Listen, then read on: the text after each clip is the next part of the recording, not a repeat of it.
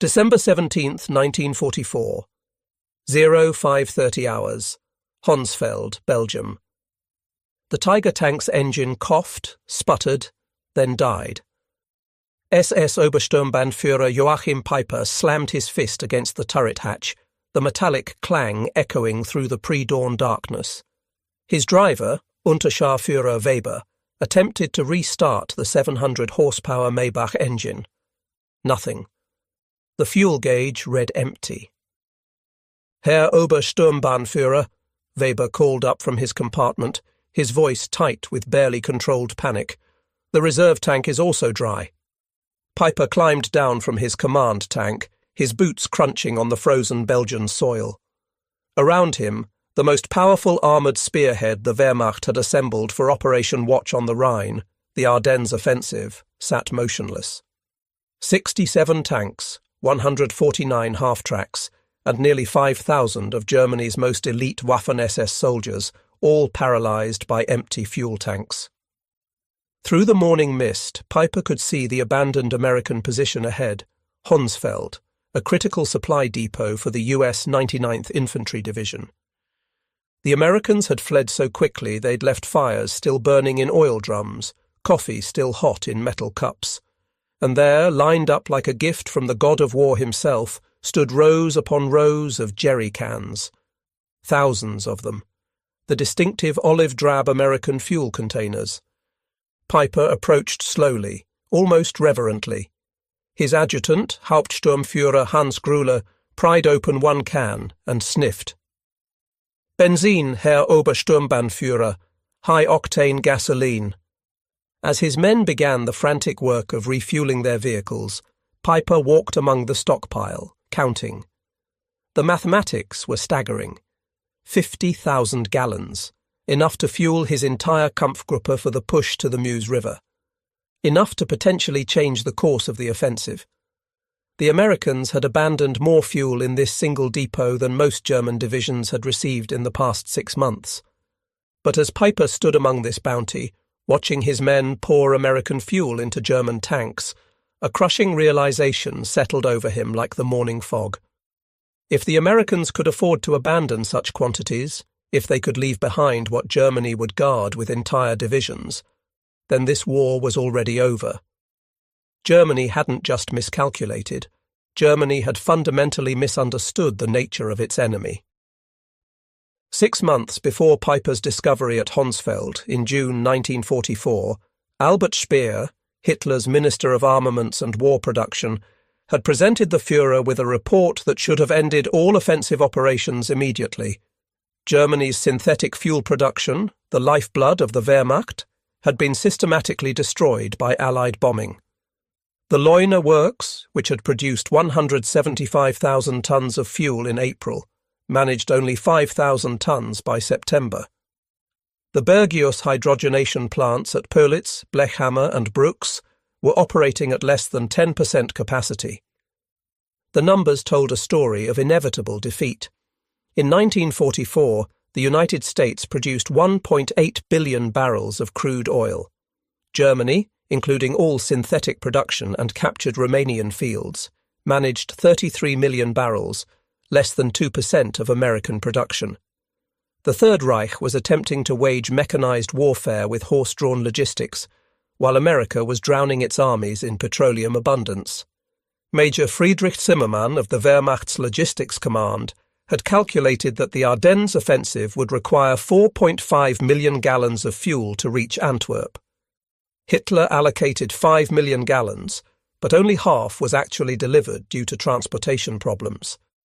The German High Command was betting the entire offensive on capturing enemy supplies, a strategy that revealed terminal weakness rather than strength. The Americans, meanwhile, had constructed a petroleum pipeline system across France called PLUTO, Pipeline Under the Ocean, and the Red Ball Express, a massive truck convoy system that delivered 12,500 tons of supplies daily to the front lines. By December 1944, American forces in Europe were consuming 1.2 million gallons of fuel per day and receiving 1.4 million gallons. They were accumulating reserves while fighting.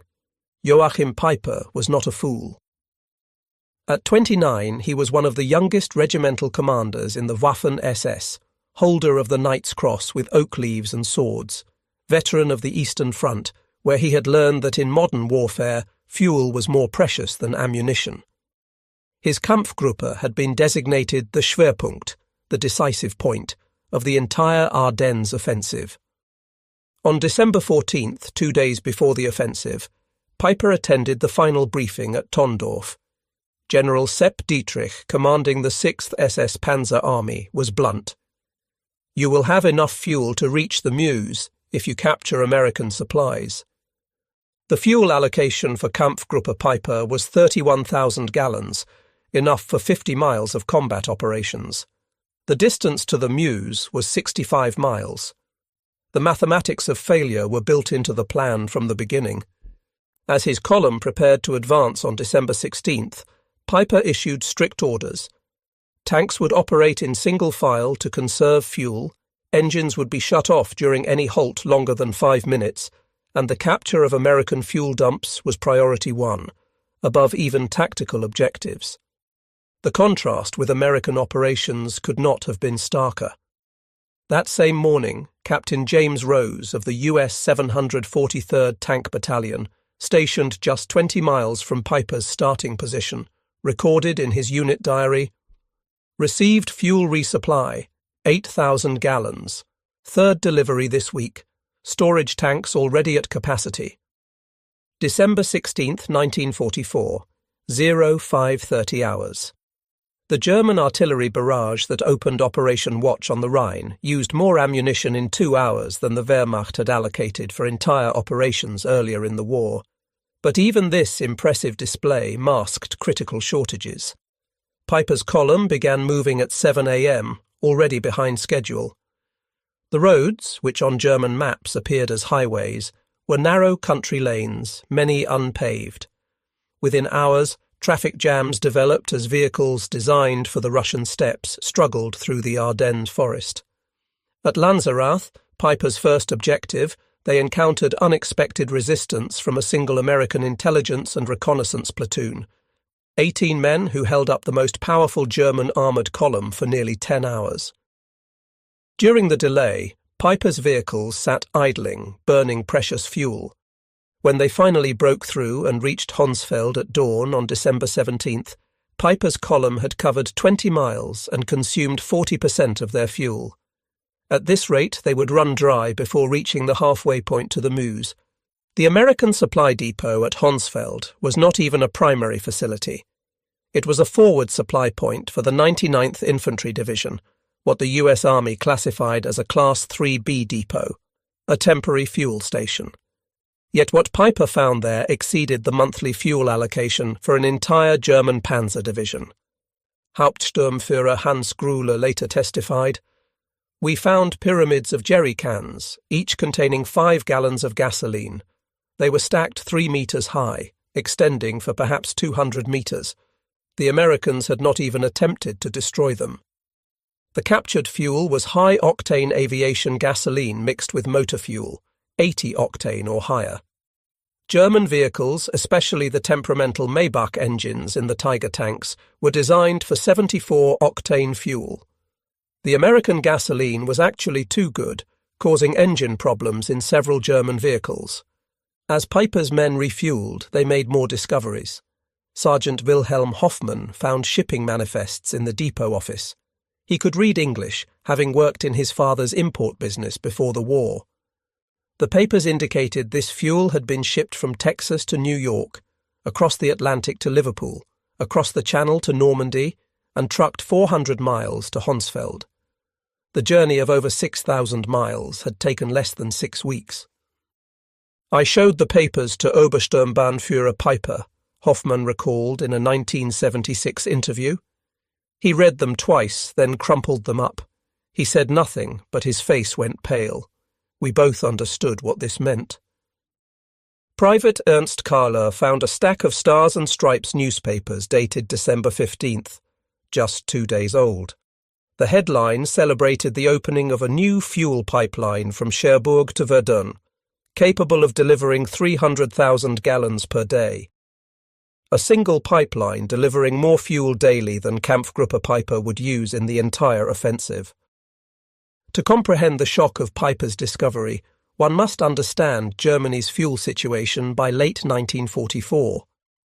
Since May, Allied bombing had reduced synthetic fuel production by 90%.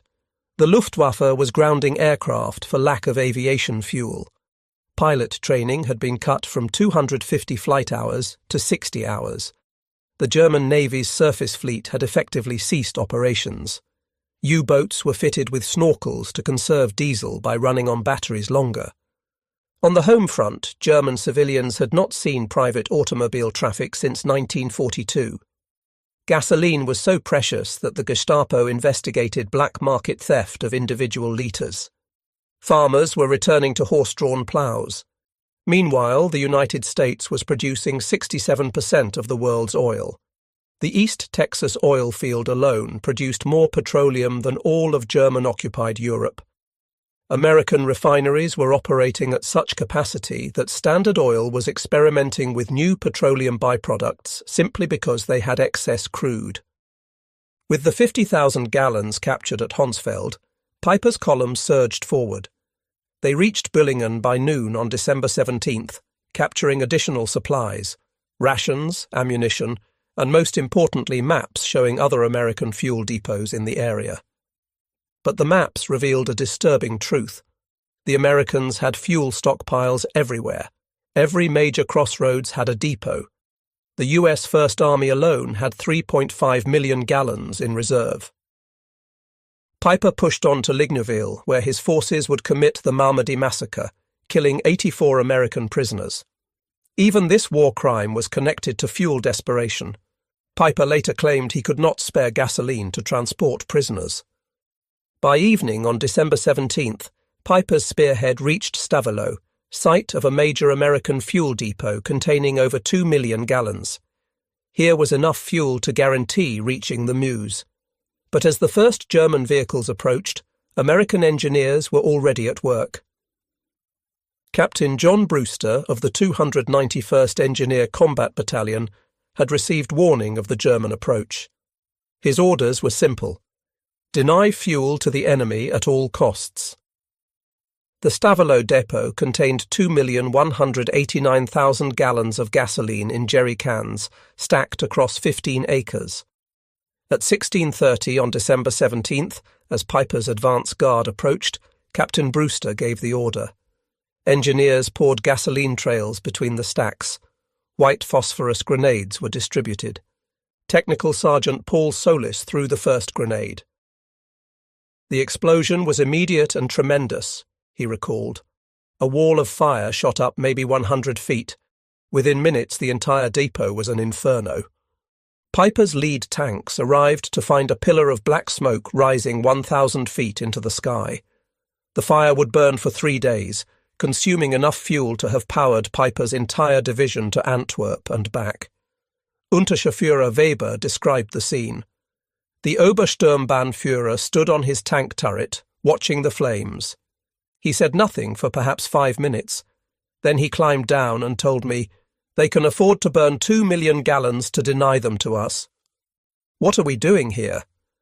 Across the Ardennes, American engineers were destroying fuel dumps rather than risk capture. At Trois Ponts, 1.1 million gallons burned. At Spa, 2.5 million gallons were destroyed. In total, Americans deliberately destroyed over 8 million gallons during the first week, more than Germany had allocated for the entire operation. The ability to casually destroy millions of gallons was rooted in a supply system beyond German comprehension. The Red Ball Express had delivered 412,000 tons of supplies using 6,000 trucks operating round the clock. Each truck consumed 40 gallons daily. The operation itself burned more fuel than German Army Group B received monthly. By December 1944, the Motor Transport Service employed 230 truck companies operating on colour-coded routes.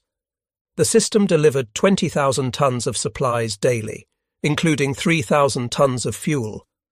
Colonel James Snyder, Chief Logistics Officer for First Army, recorded on December 18th.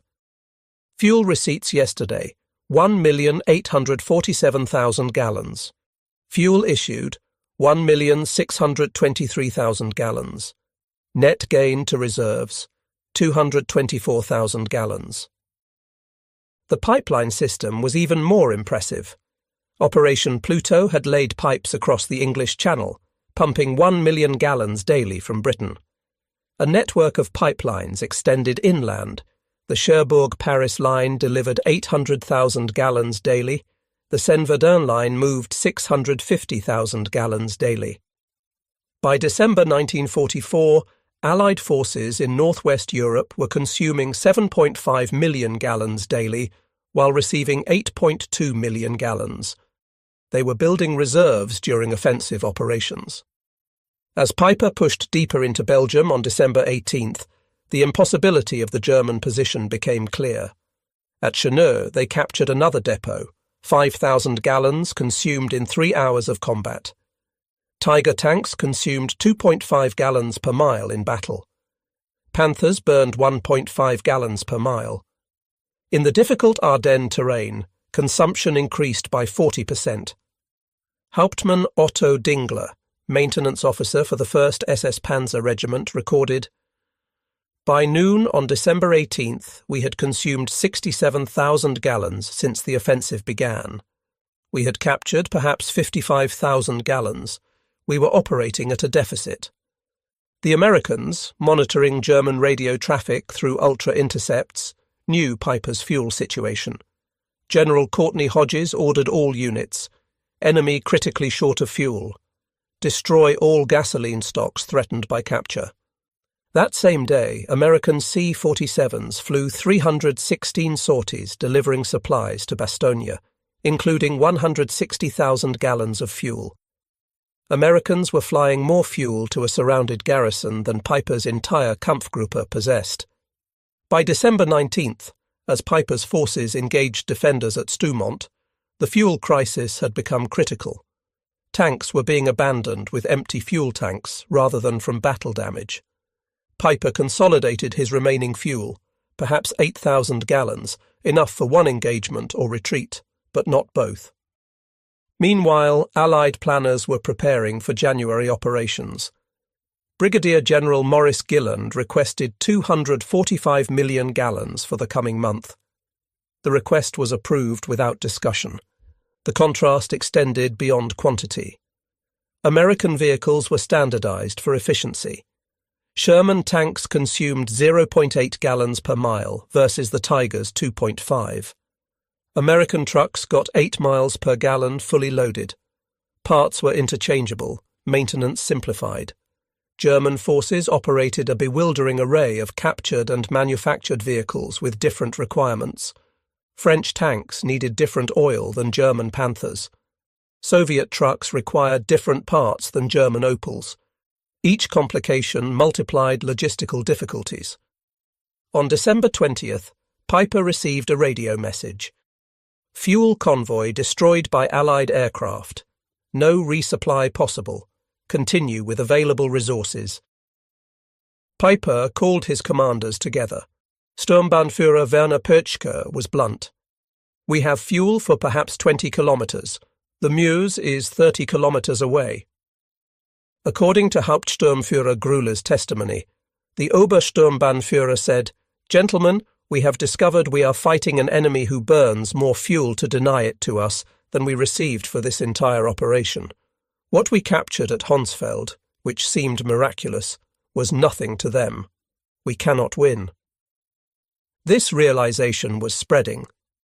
General Hasso von Manteuffel, commanding 5th Panzer Army, later wrote, "When I learned Americans had destroyed 8 million gallons rather than risk our capturing it, I knew the offensive had failed before it began." Colonel Friedrich von der Heydte, captured December 23rd, told interrogators, "Your soldiers throw away chocolate. My men haven't seen chocolate in 2 years. You burn millions of gallons. We measure by the litre. How can we fight such abundance?" By December 21st, Piper was surrounded at La Glaise, his tanks immobile. American forces surrounding him, 31st Infantry Division, 82nd Airborne, 3rd Armoured, had a combined fuel allocation of 340,000 gallons for December 21st alone. Piper had perhaps 1,000 gallons. Private First Class Richard McKinney wrote home, "We've got Germans surrounded who ran out of gas.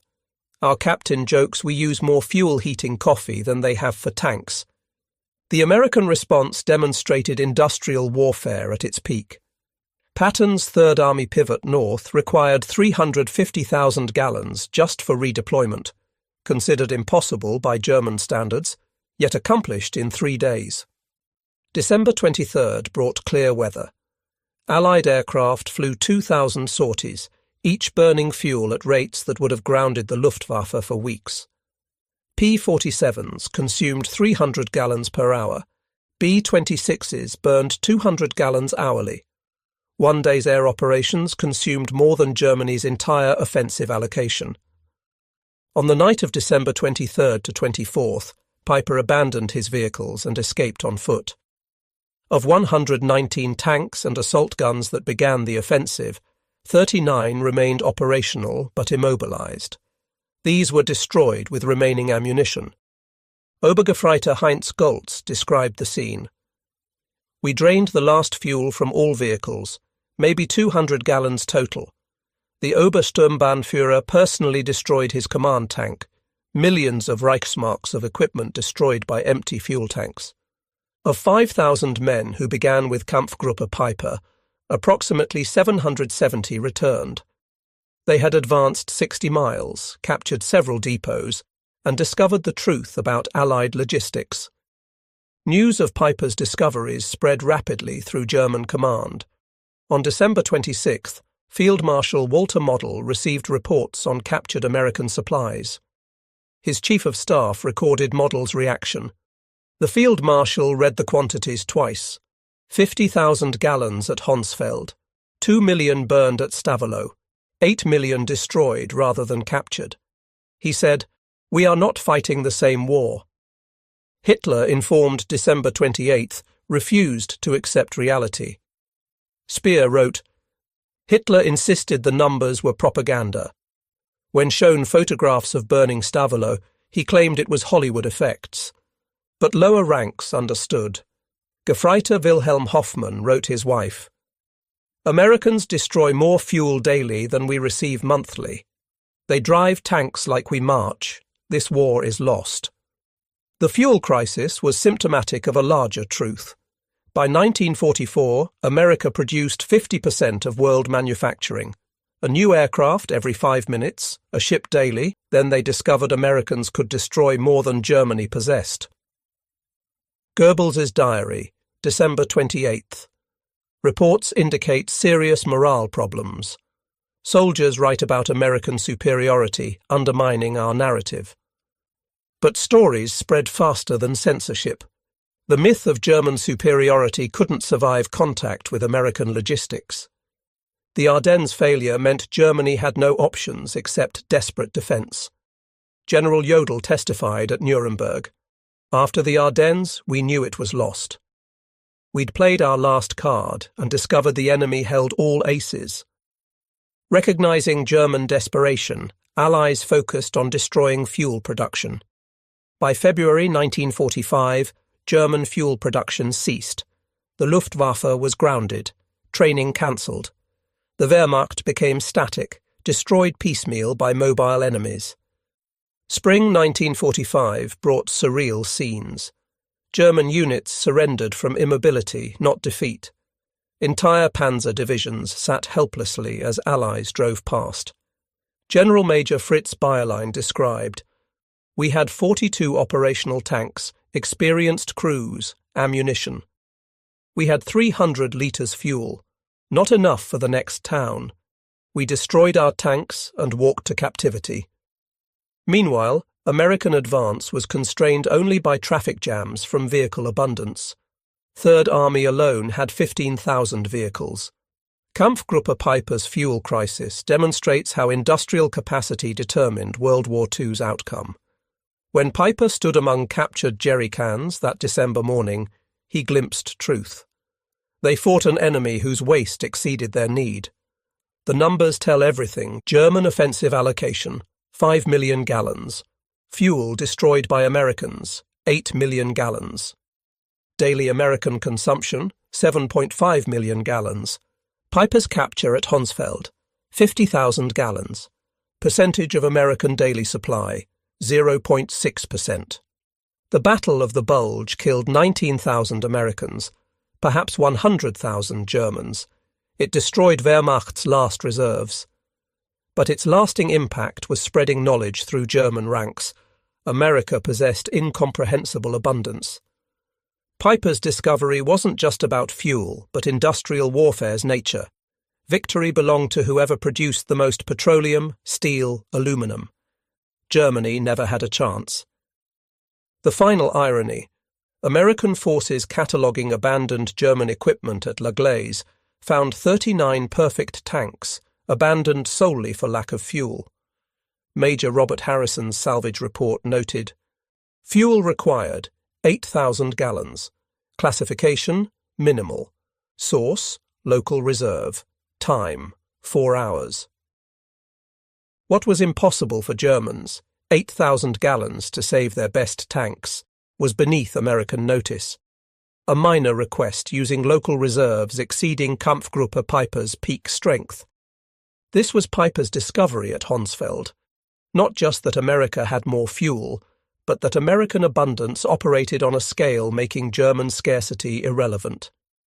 The war was over when American industrial capacity mobilized. Honsfeld revealed what had been true since 1942.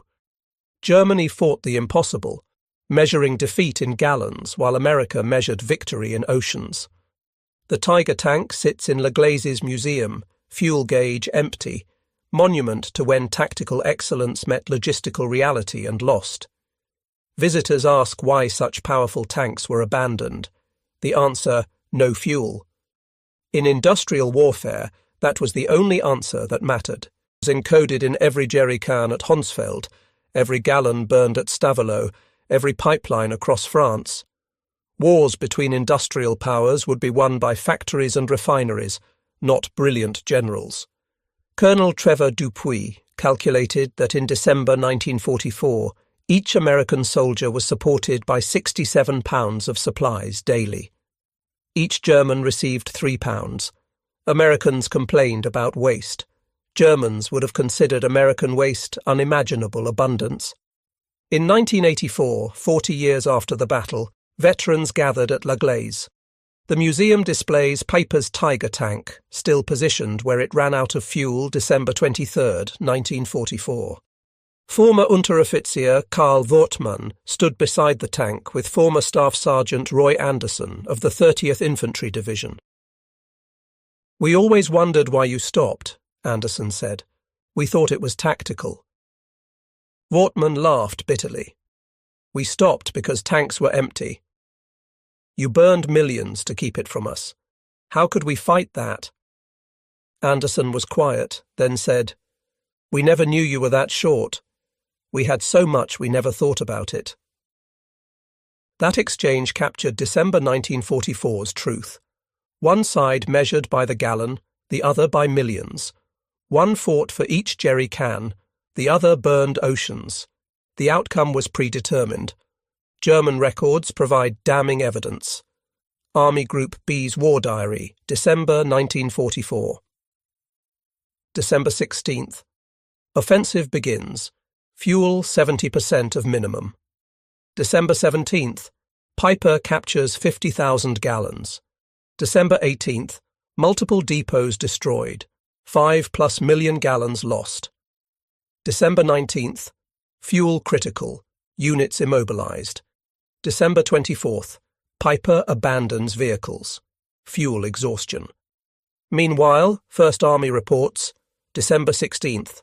Reserves, 3.7 million gallons. December 17th, 2.2 million destroyed.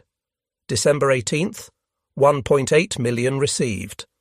December 24th. Reserves, 4.1 million. Americans treated millions with indifference. Germans reserved for individual cans. Beyond quantity, American fuel represented technological superiority. American refineries perfected catalytic cracking, producing higher octanes more efficiently than German hydrogenation. American 100-octane aviation fuel gave aircraft performance advantages over German planes running 87-octane synthetic. Americans perfected additives Germany couldn't replicate: tetraethyl lead, ethylene dibromide, detergents. German engines, designed for lower quality, often ran poorly on captured American gasoline. Fuel shortage shaped every soldier's experience. Gefreiter Hans Müller recorded, December 20th, marched 30 kilometers, no fuel for trucks, past abandoned American vehicles with engines running for warmth. They leave engines running. We march through snow. Medical services were crippled. Ambulances couldn't evacuate wounded. Hospitals couldn't run generators. Men died waiting for transportation that never came. Oberarzt Dr. Wilhelm Kersting testified, "We had excellent surgeons, supplies captured from Americans, but no fuel for ambulances. Men died who could have been saved with 10 kilometers transport." The discoveries shattered German propaganda about American weakness. Soldiers had been told Americans were soft, incapable. It couldn't be overcome by superior training or tactics. America produced 324,750 aircraft during the war. Germany 119,907. Americans built 88,410 tanks. Germany 46,857. But most tellingly, America refined 1.8 billion barrels of oil in 1944 alone, while Germany scraped together 33 million barrels. December 24th, 1944. As Piper's men slipped through American lines on foot, abandoning 39 tanks, 70 half-tracks, and 177 other vehicles, the magnitude crystallized. They had captured 50,000 gallons, seemingly miraculous, only to learn it was meaningless to an enemy who could burn millions. Unterscharführer Weber reflected in 1975. That morning at Honsfeld, finding American fuel, we celebrated like winning the lottery. By evening, learning about Stavelot burning, we understood we'd already lost. Americans had so much they could destroy what we'd die to possess. The 50,000 gallons was less than a single American armoured division consumed in 2 days. Less than the Red Ball Express burned in 3 hours. A rounding error in Allied daily consumption. Major General J. Lawton Collins later wrote, "Germans' desperate attempts to capture fuel revealed their miscalculation. They assumed we valued fuel as they did, as irreplaceable. They couldn't comprehend we had so much we could burn millions rather than risk tactical disadvantage." Operation Watch on the Rhine failed through immutable mathematics of industrial warfare. The offensive consumed approximately 2.8 million gallons, 40% over allocation, the difference from captured supplies. During the same period, Americans consumed 267 million gallons, nearly 100 times more. The Wehrmacht lost 100,000 men, 800 tanks, 1,000 aircraft.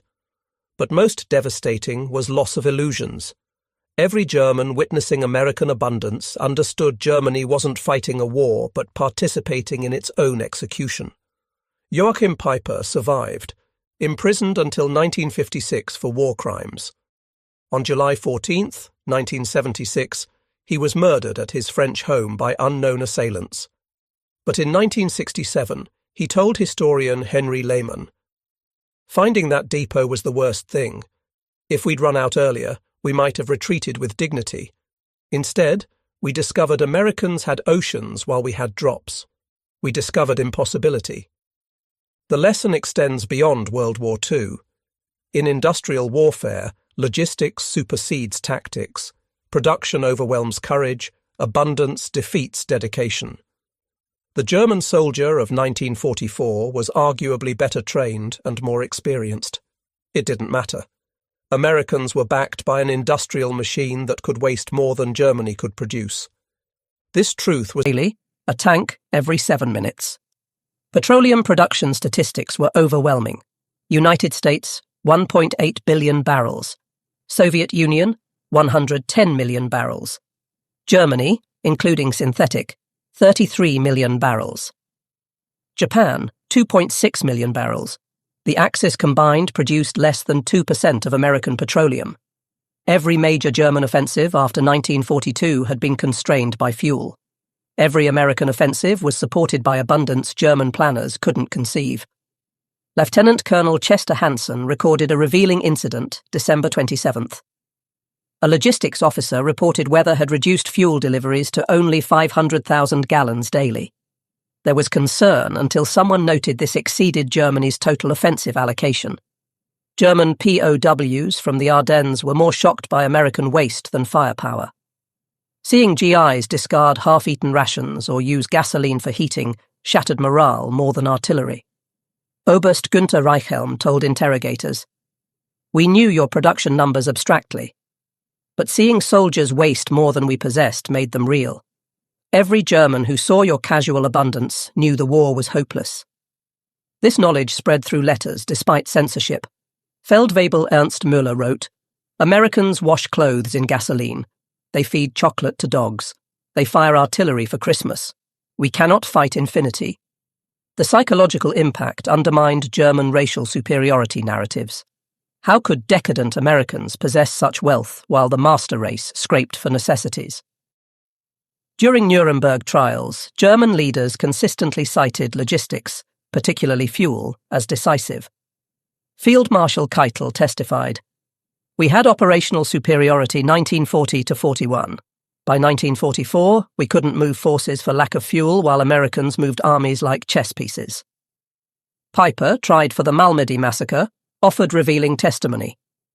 "Every decision after December 17th was influenced by fuel shortage. We couldn't maneuver, pursue, or retreat effectively. Americans moved freely while we counted liters." General Heinz Guderian wrote, "When Piper captured 50,000 gallons, meaning everything to him but nothing to Americans, the war was over." The story resonates because it represents when industrial warfare reached its conclusion. Wars were won by production statistics, not warrior courage. The romantic notion of warfare died in the Ardennes among empty fuel tanks. Dr. Richard Overy calculated that by 1944, Allied to Axis production ratios exceeded 5-1 in major categories. In petroleum, it approached 50-1. These advantages